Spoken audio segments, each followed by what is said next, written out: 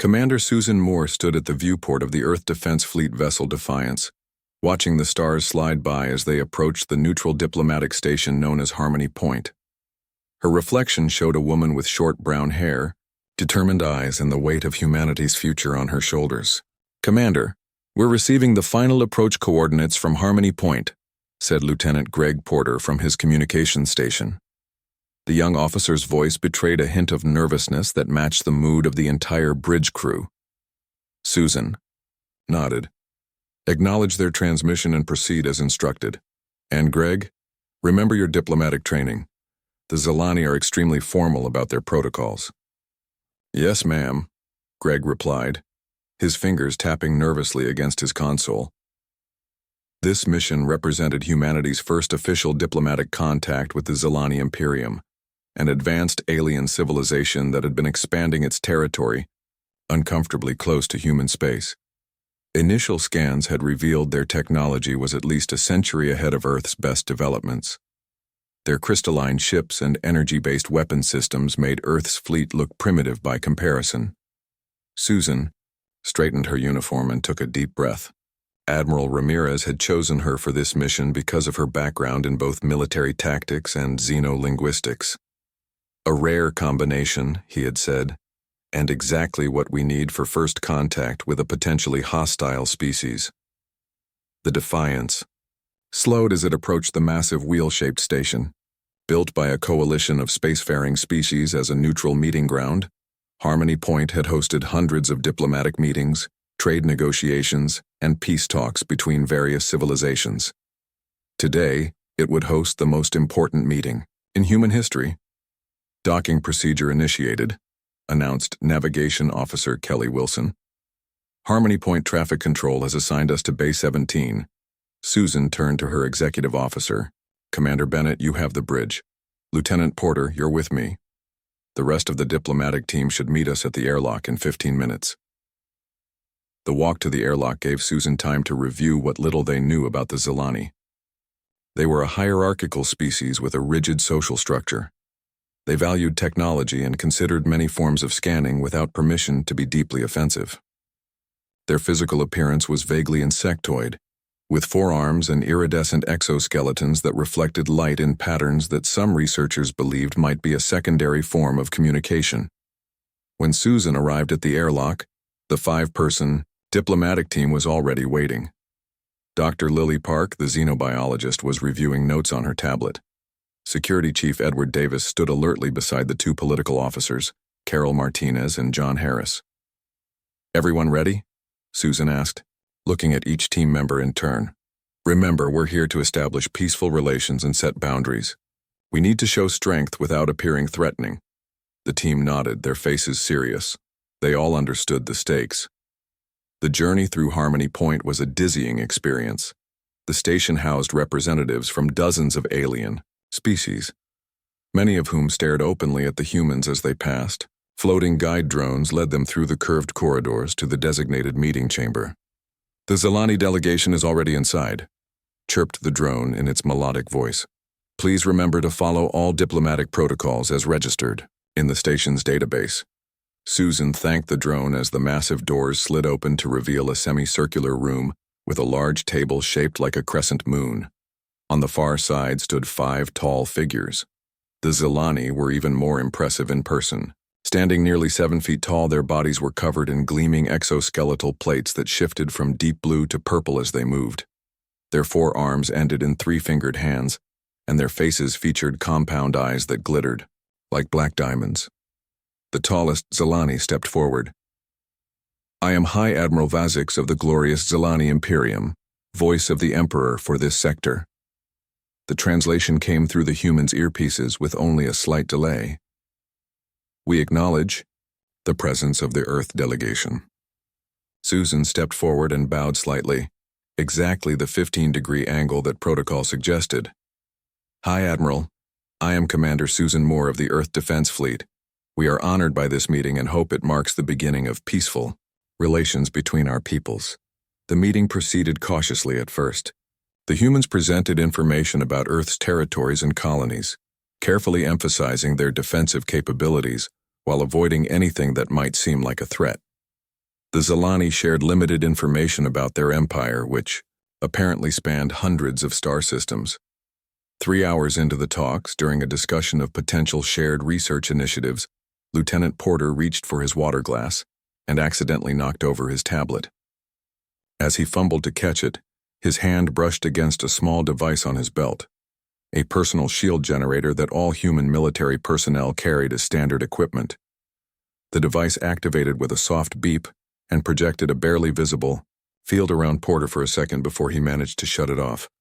The reaction was instant and shocking. All 5 Zilani recoiled, their exoskeletons flashing bright red patterns. High Admiral Vazix chittered something that the translation system couldn't process, then switched back to translated speech. "You dare to scan us without permission?" Vazix's voice was cold with fury. "This is the highest insult in the presence of Imperial representatives." Susan quickly stepped forward. "High Admiral, there has been a misunderstanding. Lieutenant Porter accidentally activated a defensive shield. It emits no scanning beams." "Lies," hissed one of the other Zilani. "Our sensors detected directed energy consistent with scanning technology." Susan tried to explain, but the Zilani were already backing toward the door. "This meeting is concluded," announced Vazix. "Your primitive species has revealed its true nature through this treachery." Before the humans could respond further, the Zilani delegation had left the room. Station alarms began to sound almost immediately. "All delegations, please return to your vessels," announced the station's AI. "Harmony Point diplomatic protocols have been violated. Emergency evacuation procedures are now in effect." Susan turned to her stunned team. "Back to the ship now. Move!" They raced through the suddenly chaotic corridors of the station. Other alien delegations were also rushing toward their docking bays, some throwing accusatory looks at the humans as they passed. When they reached the Defiance, Susan found Commander Bennett already preparing for emergency departure. "What happened?" he asked as they hurried onto the bridge. "Cultural misunderstanding," Susan replied grimly. "The Zilani think we tried to scan them without permission. It's apparently their equivalent of pointing a loaded weapon at someone's head." As the Defiance disengaged from the station, the communication system suddenly blared with activity. Emergency signals were coming in from the human outpost on New Horizon, one of Earth's farthest colonies. "They're under attack." Greg Porter's face had gone pale as he listened to the incoming transmission. "A Zilani fleet just appeared in the system and opened fire without warning. They're broadcasting a message to all human frequencies." Susan closed her eyes briefly, then nodded. "Let's hear it." The bridge speakers crackled, and a familiar voice filled the room. High Admiral Vazix's translation sounded even colder than it had in person. "Attention, primitive humans. Your species has violated sacred protocol and revealed hostile intent toward the Zilani Imperium. As is our way, we respond with appropriate force. Your colonies will be cleansed, your fleets destroyed, your homeworld quarantined until you learn proper respect. You have declared war through your actions, and we accept your declaration. Know that you have made a grave error. The might of the Imperium cannot be resisted." The message ended, leaving the bridge in stunned silence. "Orders, Commander?" asked Bennett quietly. Susan straightened her shoulders and turned to face her crew. "Set course for Earth at maximum speed. We need to warn the United Government and prepare for war." She looked back at the view screen where Harmony Point was rapidly shrinking into the distance. "The Zilani think we're primitive and easy to intimidate. They're about to learn they've declared war on the wrong species." 3 months had passed since the disastrous first contact with the Zilani. Susan Moore stood in the war room of Earth Defense Headquarters, looking at the holographic map that showed the current state of the conflict. Red markers indicated fallen human colonies. There were far too many of them. "We've lost New Horizon, Epsilon Base, and now the mining stations in the Ceres Belt," said Admiral Frank Delgado, the gray-haired leader of Earth's military forces. His face looked older than it had 3 months ago. "The Zilani ships can predict our standard military maneuvers. They're faster, better armed, and their crystal hulls can absorb most of our weapons fire." The other officers around the table looked grim. General Paula Smith from Ground Forces shook her head. "We need something they don't expect. Our conventional tactics aren't working." Susan was about to respond when the door opened. A thin man with messy hair and glasses rushed in, carrying a tablet. "Sorry I'm late," he said, slightly out of breath. "This is Dr. Alan Hayes," Admiral Delgado explained. "He's been studying the Zilani technology we recovered from that scout ship we managed to disable last month." Dr. Hayes didn't waste time with formalities. "I've discovered something interesting about the Zilani," he said, placing his tablet on the table. It projected images of Zilani biology and technology. Despite their advanced weapons, the Zilani evolved in a very stable environment. Their homeworld had few natural disasters or predators. This affected their development in a crucial way. "Which is?" Susan asked, leaning forward with interest. "They don't adapt well to unpredictable scenarios," Hayes explained. "Their tactics are incredibly effective but rigid. They expect enemies to follow logical patterns of warfare. When we do what they expect, they counter it perfectly. But when we do something unpredictable," he smiled for the first time, "that's when they make mistakes." Admiral Delgado nodded slowly. "This matches our limited successes so far. The only battles we've won were the ones where our commanders were forced to improvise or where equipment failures made us fight in unplanned ways." The holographic display shifted to show footage from a recent battle near Jupiter. A small human vessel had survived an encounter with 2 Zilani warships by venting plasma from its engines in an unexpected pattern, confusing the Zilani targeting systems. "There's more," Dr. Hayes continued. "We just received a transmission from the Ceres mining colony. Before it fell, a civilian engineer there managed to disable a Zilani scout ship using a makeshift electromagnetic disruptor, something she built from mining equipment." Susan straightened up. "A civilian engineer defeated Zilani technology that our military weapons couldn't touch?" "Her name is Nancy Clark," Hayes said, showing an image of a middle-aged woman with curly, red hair. "She's been brought to Earth for debriefing. Her device was crude but effective. It created a frequency that interfered with the Zilani crystalline technology. For the first time in months, Susan felt a spark of hope. "Human ingenuity," she said softly. "That's something the Zilani can't predict." Admiral Delgado looked around the room. "I want a new task force. We need to gather our most creative thinkers, military strategists, engineers, even historians who specialize in unconventional warfare. Commander Moore, you'll lead this initiative." "Sir?" Susan was surprised. "You witnessed the Zilani firsthand. You understand their communication style and how they think," Delgado explained. "And you've shown a talent for unconventional tactics in your previous assignments." The next day, Susan met her new team in a secure facility outside of Washington. The room was filled with an unusual mix of people. Brilliant scientists like Dr. Hayes, military officers with reputations for creative problem-solving, and even a few civilians, including Nancy Clark herself. "I call it Operation Wildcard," Susan announced, looking at the diverse group. "From now on, we abandon conventional military doctrine when fighting the Zilani. We need to be unpredictable, asymmetric, and creative." Nancy Clark raised her hand. "I'm just a mining engineer. I built that disruptor because it was all I had available. How can I help with military strategy?" Susan smiled at her. "That's exactly why you're here. You solved a problem in a way no military engineer would have thought of. We need that kind of thinking." Dr. Hayes projected images of Zilani ships onto the main screen. "Their crystal technology is vulnerable to specific frequencies. Nancy's device hit on one by accident. Imagine what we could do if we deliberately targeted these weaknesses." A young captain named Olivia Wright spoke up. "What if we modified our ship's waste disposal systems to emit these frequencies? The Zilani would never expect an attack from what they'd consider our garbage units."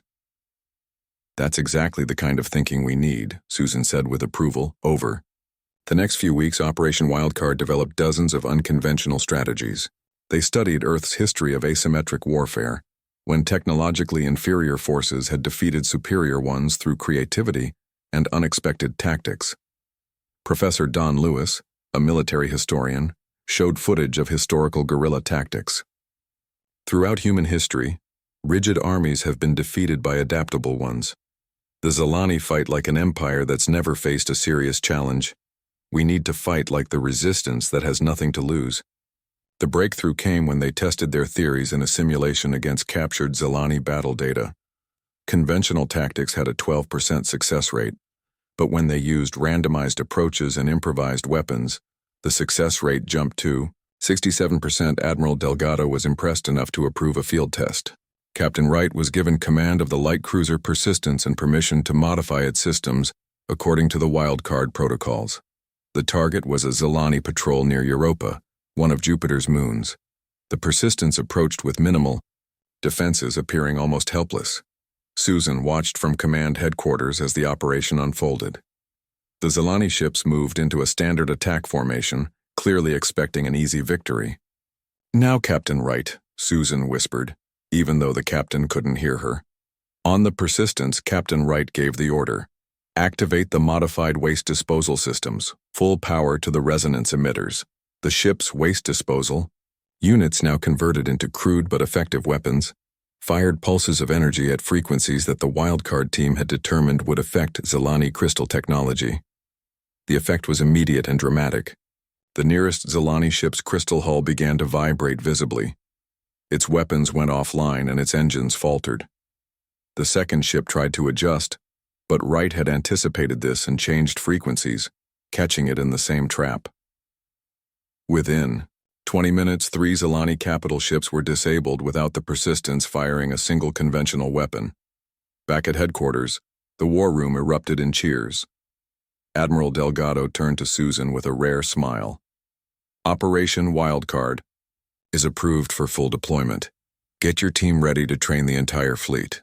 As Susan looked at the celebration around her, she felt cautiously optimistic for the first time since the war began.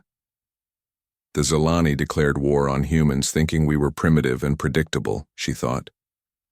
They're about to discover just how wrong they were. 6 months into the war with the Zilani, Operation Wildcard was in full effect. The halls of Earth Defense Headquarters buzzed with a new energy. The large screens that once showed constant retreat now displayed small but important victories across the front lines. Susan Moore stood before the main strategic display, watching as Captain Olivia Wright's light cruiser Persistence led a group of smaller ships in what looked like a chaotic, disorganized attack. To traditional military eyes, it would seem like madness. To the Zilani, it was incomprehensible.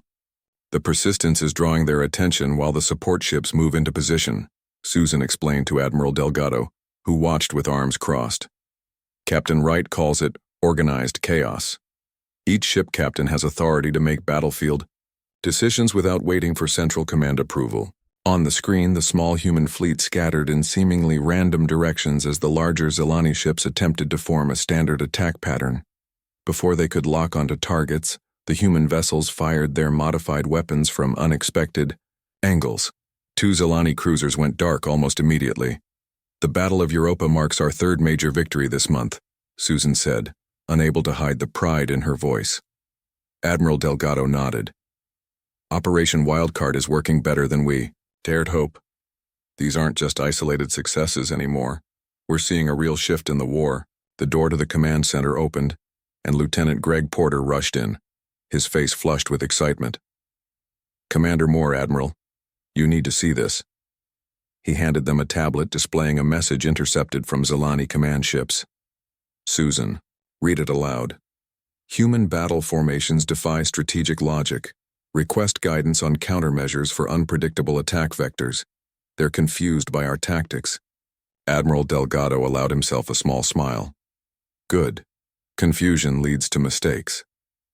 Reports of similar successes began flowing in from other fronts. On Mars's moon, Phobos, Major Paul Winters had led a group of Marines using modified mining equipment to tunnel under Zilani ground fortifications. The aliens, expecting a frontal assault, had been completely unprepared for humans emerging beneath their positions. In the asteroid belt, civilian ships retrofitted with experimental stealth technology, designed by Professor Kate Sullivan, had smuggled vital supplies to besieged colonies. The Zilani, with their rigid thinking, hadn't considered that civilian vessels might be used for military purposes. Susan called a meeting of the wildcard team to share these successes and build on them. The conference room was packed with military, personnel and civilians who had once been strangers but were now a tightly knit team. The Zilani are starting to adjust their tactics, Susan began, but they're still thinking like Zilani. Their adaptations are logical, methodical, and predictable. Nancy Clark, the mining engineer whose improvised device had helped inspire Wildcard, raised her hand. We've analyzed their latest ship modifications. They've reinforced their crystal hulls against the frequencies we used in earlier battles. Which is exactly what we expected, added Dr. Hayes, pushing his glasses up his nose. So we've already developed new frequencies, but more importantly, we've been working on something completely different. He displayed an image of what looked like ordinary space debris. Professor Sullivan's team has developed what we're calling Trojan asteroids. They appear to be normal space rocks, but they contain powerful electromagnetic pulse generators. When Zilani ships pass within range, brilliant, Susan said. They'll never see it coming. The meeting continued with each group presenting new ideas that broke with conventional military doctrine. Some seemed almost ridiculous, like using food replicators to create specialized disruptive particles, or modifying navigation buoys to emit false readings to Zilani sensors. Remember, Susan told the team as they prepared to implement their new strategies, the more absurd it seems to us, the more it will confuse the Zilani. Earth's propaganda bureau had also joined the wildcard approach. They began broadcasting messages directly into Zilani space. You declared war on the wrong species. We evolved as prey animals who became apex predators through adaptability and persistence. The broadcasts included Earth's evolutionary history, explaining how humans had survived in a constantly changing environment filled with predators, natural disasters, and competition for resources. This background, the messages explained, had made humans uniquely suited to adapt to new threats. The psychological impact was noticeable. Intercepted Zilani communications revealed growing frustration among their commanders. Their carefully calculated battle plans kept falling apart against human unpredictability. 2 weeks later, the biggest test of Operation Wildcard came at the Battle of Titan, one of Saturn's moons. The Zilani had assembled their largest fleet yet, clearly intending to crush human resistance with overwhelming force. Susan watched from the command center as the battle unfolded. The human fleet was significantly outnumbered, but each ship carried unique modifications developed by the wildcard team. Captain Wright's persistence led the first wave, its waste disposal system now further modified to emit a rotating spectrum of disruptive frequencies. Other ships deployed Sullivan's Trojan asteroids throughout the battlefield. Marine teams in specialized suits that masked their life signs drifted among debris, ready to board damaged Zilani vessels. The battle began, with the Zilani moving their ships into a perfect formation designed to trap the human fleet. But instead of trying to break through or retreat, the human ships did something completely unexpected. They accelerated directly toward the center of the Zilani formation. What are they doing? Admiral Delgado asked, leaning forward with concern. Susan smiled. It's a maneuver Captain Wright developed based on an old Earth sport called rugby. The Zilani expect us to avoid their strongest point. So we're doing the opposite. The human ships drove through the center of the Zilani formation at maximum speed, firing their modified weapons in all directions. The Zilani ships, arranged to fire outward, struggled to target enemies that were suddenly inside their defensive perimeter. As the human ships broke through and scattered, the Trojan asteroids activated. Waves of electromagnetic pulses washed over dozens of Zilani vessels, shutting down their systems. The Marines in stealth suits attached themselves to the disabled ships and began boarding operations. Within hours, what had looked like a certain defeat had turned into the most significant human victory of the war. 17 Zilani capital ships were captured intact, and dozens more were destroyed or forced to retreat. When Captain Wright reported in after the battle, her face was tired but triumphant. The Zilani commander sent a message before retreating. She told Susan and Admiral Delgado, "I think you'll want to hear it." The recorded voice of the Zilani fleet commander came through with the typical mechanical translation, "Human tactics violate all principles of strategic warfare. This species does not fight with logic or reason. We must reassess our approach to this conflict. Admiral Delgado looked at Susan with newfound respect. Operation Wildcard isn't just working, it's changing the entire war. For the first time, I believe we might actually win this. Susan nodded, but her expression remained serious. The Zilani are learning, sir. Slowly, but they're learning. We need to push our advantage while we still have it. What do you suggest? The Admiral asked. Susan looked at the map of Zilani territory. It's time to take the fight to them. They declared war expecting a primitive, predictable enemy. Let's show them just how wrong they were. As the war entered its second year, humanity's adaptability continued to prove increasingly effective against the Zilani. The aliens, accustomed to enemies who surrendered when faced with superior technology, seemed bewildered by humanity's tenacity and creative problem-solving. Susan Moore walked briskly through the corridors of Luna Base, the massive human installation on Earth's moon that now served as the forward command center for Operation Wildcard. The base hummed with activity as scientists, engineers, and military personnel worked together on new ways to counter the Zilani. She entered the main research lab where Dr. Rick Bennett and his team had been working day and night on reverse engineering captured Zilani technology. The room was filled with disassembled alien devices and complex-looking equipment. Commander Moore, Dr. Bennett greeted her with tired eyes but an excited smile. We've done it. We've cracked their communication systems. Susan's eyes widened. You can intercept their transmissions? Better than that, Bennett replied, gesturing to a crystalline device on the central table. We can sometimes manipulate them. We call it Operation Ghost Signal. He activated a screen showing a recording of a recent test. A small human ship had triggered a Zilani patrol response, but when the Zilani commander requested attack coordinates, they received false retreat orders instead. The Zilani ships actually turned around and left, Bennett explained. They never questioned the order because in their rigid hierarchy, you simply don't question commands from above. Susan sat down, taking in the implications. This could change everything. How soon can we implement this on a larger scale? We've already started. The engineering team is installing the system on our primary communication relays. Within a week, we'll be able to create false orders during major Zilani fleet movements. As Susan left the lab, her personal communication device buzzed. It was a message from Admiral Delgado requesting her immediate presence in the strategy room. When she arrived, she found the Admiral in conversation with the captain of a civilian relief vessel. Commander Moore, this is Captain Maria Gomez, Admiral Delgado said, introducing a middle-aged woman with dark hair pulled back in a practical bun.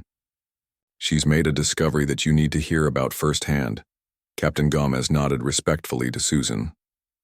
My ship, the Mercy, was delivering supplies to the survivors on Europa when we were ambushed by a Zilani scout ship. We had no weapons, but our engineer had been experimenting with our ship's sound system. Sound system? Susan asked, puzzled. Yes. He's a bit eccentric, believes the plants in our hydroponics bay grow better with classical music. Gomez explained with a slight smile. When the Zilani attacked, he panicked and accidentally blasted the external speakers at full volume. Admiral, Delgado leaned forward. Tell her what happened next. The Zilani ship's crystal hull began to vibrate. Within seconds, cracks appeared across its surface and it had to retreat, Gomez said. It was pure luck. But when we analyzed the frequency of the sound that was playing, a piece by Bach, I believe, we realized it matched the resonant frequency of the Zilani crystalline material. Susan's mind raced with possibilities. So their hulls, while resistant to energy weapons, shatter like glass when exposed to the right sound frequencies, Admiral Delgado finished. Dr. Hayes is already working with Captain Gomez's engineer to develop what they're calling resonance torpedoes, relatively low-tech weapons that could be devastating against Zilani capital ships. Over the next month, humanity's forces implemented these new advantages across multiple fronts. Operation Ghost Signal caused chaos in the Zilani fleet during a major offensive near Neptune. False retreat orders and contradictory commands left alien ships vulnerable to attacks from smaller, more maneuverable human vessels equipped with resonance torpedoes. The tide of the war had definitively turned. For the first time, human forces began pushing into Zilani-occupied territory, liberating colonies that had been under alien control for months. During a rare, quiet moment in her quarters, Susan reviewed reports from Earth's diplomatic corps. As military success had grown, so had their understanding of Zilani culture. Xenolinguist Jeff Brown had made a crucial discovery about Zilani social structures. Their entire society is built around hierarchical challenges, Susan explained at the next command meeting. When a Zilani wishes to advance in rank, they must formally challenge their superior. According to their cultural rules, such a challenge cannot be refused without losing authority. Admiral Delgado considered this information carefully. Are you suggesting what I think you are, Commander? Susan nodded. I propose a mission deep into Zilani territory. A small team led by myself will penetrate their defenses and issue a formal challenge directly to High Admiral Vazix. According to their own cultural rules, he cannot refuse without losing his position and the respect of his subordinates. The room fell silent as the officers considered the audacity of the plan. It's extremely high risk, Admiral Delgado said finally. But if it succeeds, it could end this war without further bloodshed on either side. He looked around the room. Do we have a ship that could get Commander Moore's team that deep into enemy territory? Professor Kate Sullivan, who had been quietly observing from the corner of the room, spoke up. My team has completed work on the experimental stealth ship Phantom. It incorporates everything we've learned about evading Zilani sensors. If anything can get them there, it's the Phantom. The mission was approved, and preparations began immediately. Susan selected a small crew of specialists, including Lieutenant Greg Porter, whose accidental activation of a shield generator had started the war, but who had since proven himself as a capable officer. Dr. Hayes joined the mission team to provide his expertise on Zilani technology and biology. I've been studying their language patterns, he told Susan as they reviewed mission details. I believe I can communicate the challenge in a way that will force High Admiral Vazix to accept according to their customs. On the night before their departure, Susan met with Admiral Delgado one last time. You realize the Zilani might simply destroy your ship the moment you enter their space, he said, concern evident in his voice. Susan shook her head. They won't. That's not their way.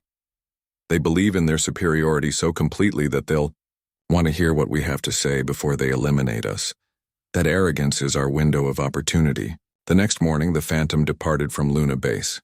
Its hull was unlike any previous human vessel, a dark, non-reflective material that absorbed rather than reflected sensor scans. Its engines used a new technology that mimicked the energy signature of background radiation, making it nearly invisible to conventional detection systems. As they accelerated toward the jump point that would take them into Zilani space, Susan looked at her small crew, scientists, soldiers, and engineers, united in this daring mission. The Zilani thought they declared war on a primitive, predictable species, she said quietly. Instead, they awakened humanity's greatest strength, our ability to adapt, to turn disadvantage into opportunity. Now we're going to show them that we don't just survive against superior forces. Lieutenant Porter finished her thought with a small smile. We thrive against them. The experimental stealth ship Phantom slipped through Zilani space like a ghost. Its advanced hull absorbed sensor scans, and its engines mimicked the energy signature of background radiation. For 2 weeks, Susan Moore and her small crew navigated through enemy territory, evading patrols and gathering intelligence. Susan stood on the bridge, watching as they approached their final destination, Zelaris Prime, the command world of the Zilani Imperium. The blue-green planet grew larger on their view screen, surrounded by defense platforms and patrol ships. Final approach, Lieutenant Greg Porter announced from the helm station. All stealth systems at maximum efficiency. Dr. Alan Hayes looked up from his console, where he had been reviewing Zilani language patterns. Our language database is ready. I can issue the challenge in proper Zilani diplomatic format when we're in position. Susan nodded. Professor Sullivan's stealth technology has gotten us this far. Let's hope it holds for a bit longer. She turned to her communications officer. Prepare to broadcast on all Zilani frequencies. The Phantom moved into high orbit around Zolaris Prime, positioning itself between two Zilani defense platforms. Neither platform showed any sign of detecting the human vessel. We're in position, Porter confirmed. Susan took a deep breath. This is it. Dr. Hayes, begin the transmission. Hayes activated the communication system he had modified using reversed-engineered Zilani technology. His fingers moved across the alien interface as he carefully composed the message in Zilani diplomatic language. Broadcasting now, he said. Across Zolaris Prime, every communication device suddenly activated. In homes, government buildings, and military installations, the faces of Susan Moore and her crew appeared on screens. Dr. Hayes spoke in carefully practiced Zilani language. His words, translated for the human crew. Attention High Admiral Vazix of the glorious Zilani Imperium. I, Dr. Alan Hayes of Earth, speaking on behalf of Commander Susan Moore, formally issue the challenge of rightful contest, as is permitted under Code of Ascendancy, Section 12, Paragraph 4 of Zilani Imperial Law. We stand in orbit of Zolaris Prime to challenge your assertion of human inferiority and your right to wage war against our species. The effect was immediate. Alarms blared across the planet's surface. Defense platforms began scanning for the source of the transmission, but the Phantom stealth technology continued to hide them. They're scrambling to find us, Porter reported, but they can't lock on, and according to our intelligence on their culture, the High Admiral must respond to this challenge. Susan smiled grimly. And now we wait. It took less than an hour for the response to come. A massive Zilani command ship moved into orbit near their position. On the main screen, the familiar face of High Admiral Vazix appeared, his compound, eyes glittering with what looked like fury. Humans, he hissed through the translation system. Your presence in our sacred space is an abomination. Yet you have invoked the challenge of rightful contest in proper form. By our ancient laws, I am bound to hear you. Speak your challenge. Susan stepped forward. High Admiral Vazix, you declared war on humanity, believing us to be primitive and predictable. You have discovered your error through battle, yet you persist in this unnecessary conflict. We challenge your understanding of human nature and your assessment of our species' worth. Vazix's exoskeleton rippled with color patterns that the translation system identified as a mix of anger and reluctant respect. You have proven more adaptable than we anticipated, yet you remain technologically inferior. What terms do you propose for this challenge? A diplomatic resolution, Susan replied. An end to hostilities and the beginning of mutual understanding. We did not seek this war, but we have demonstrated our ability to fight and win it despite your technological advantages. There was a long pause as Vazix conferred with his advisors off-screen. Finally, he returned. Your challenge is accepted. You will be escorted to the Imperial Palace for formal proceedings. Any treachery will result in immediate execution. As the transmission ended, Porter looked at Susan with concern. We're going down there? Into the heart of Zilani territory? It's what we came for, Susan replied. This is our chance to end the war. Hours later, Susan, Dr. Hayes, and Lieutenant Porter stood in the grand hall of the Zilani Imperial Palace. The massive chamber was filled with high-ranking Zilani officials, their exoskeletons displaying a rainbow of colors expressing emotions the humans could only partially understand. High Admiral Vazix entered, flanked by guards. He towered over the humans, his 4 arms adorned with symbols of rank and achievement. Before this assembly, I hear the human challenge, Vazix announced formally. Speak your evidence for why this war should end. Dr. Hayes stepped forward. To the shock of every Zilani present, he began speaking in their native language without using a translation device. He had studied their language patterns extensively and now demonstrated his knowledge. Esteemed Zilani, Hayes began, his pronunciation careful but clear. Humans evolved in a constantly changing environment. Where your world was stable, ours was chaos. Where you had order, we had competition. This forced us to become problem solvers and creators. A murmur ran through the assembled Zilani. No alien species had ever mastered their complex language so quickly. Hayes continued, switching to English to allow Susan to speak, but his demonstration had achieved its purpose. The Zilani were listening with new respect. Susan explained how the initial diplomatic incident had been a misunderstanding, not an intentional insult. She showed evidence that humanity had never planned aggression against the Zilani Imperium. Our research suggests that you launched this war based on a fundamental misreading of human intentions, Susan said. You saw our defensive preparations as signs of coming aggression.